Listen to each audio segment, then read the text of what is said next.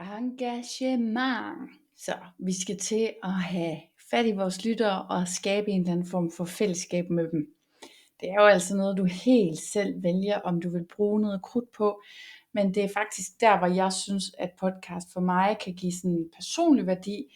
Det er der, hvor jeg synes, at det er bare så fedt, når at man får kontakt med sine lyttere og finder ud af, hvad især dem, der selvfølgelig godt kan lide podcasten.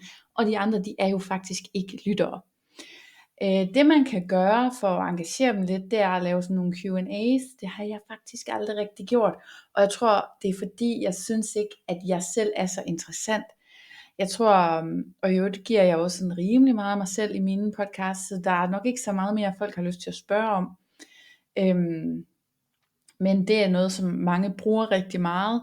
Der er jo også altid sådan, man kan spørge efter feedback, men ellers så synes jeg jo egentlig, at det kommer rimelig meget af sig selv. Og som jeg også talte om i den forrige video, så kan man jo skabe ret meget community ved, at man har en eller anden Instagram-profil eller noget, eller en Facebook-profil, og det kan der komme rigtig meget fedt og sjovt ud af. Jeg tror bare, jeg sådan generelt er lidt ved at miste modet med de sociale medier. Jeg synes tit, det bliver lidt negativt der. Men jeg kan godt se, at der er nogen, der har ret meget ud af at have noget community, især på Facebook med deres lyttere, og kan få alt muligt, sådan, hvad vil I gerne høre mere om, og så noget af det her med at få indhold og få idéer til afsnit, det kan man jo faktisk lige få hundredvis af andre mennesker til at hjælpe med. Så det kan sådan set være meget værdifuldt. Og så kan man lave live podcasts, og det har jeg simpelthen ikke tur at kaste mig ud i endnu. Og jeg ved faktisk heller ikke ordentligt, hvordan mit udstyr vil håndtere det. Jeg har været med i en live podcast, som var arrangeret af nogle andre, og det var egentlig meget sjovt, men du ved, noget af det, jeg altid ville være bange for, det var, om der kom nok gæster. Og man kan selvfølgelig bare aflyse det, hvis man ikke har solgt nok billetter. Men det er noget af det, jeg tænker, der lyder rigtig sjovt, når andre gør det.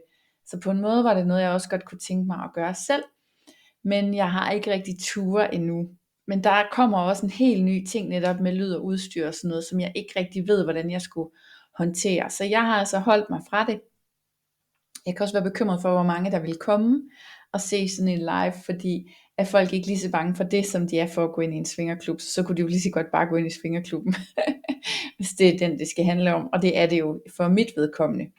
Men for dig, tænker jeg, altså, havde man nu den der podcast med hundevalpe, altså hvorfor skulle alle de der søde, nuttede hundevalpe ikke møde hinanden og socialisere? Det er jo en mega nice ting for små hunde at gøre, så der vil det være alle tiders at lave et eller andet live, ikke? Så det er nogle af de gode muligheder, der er, og dem kan du jo bare pluk dem ned fra hylden og tage dem, hvis du kan bruge dem til noget. Næste afsnit, der skal vi tale lidt mere om økonomi, og hvordan du kan tjene lidt penge. Du bliver ikke velhavende af det her, tror jeg. Så skal du lave det nye Mørkeland, eller det nye Masser af-hullet, men det kan da godt være, at du kan få en lille indtægt, eller du i hvert fald kan holde dig selv udgiftsneutral. Så det taler vi om i næste episode.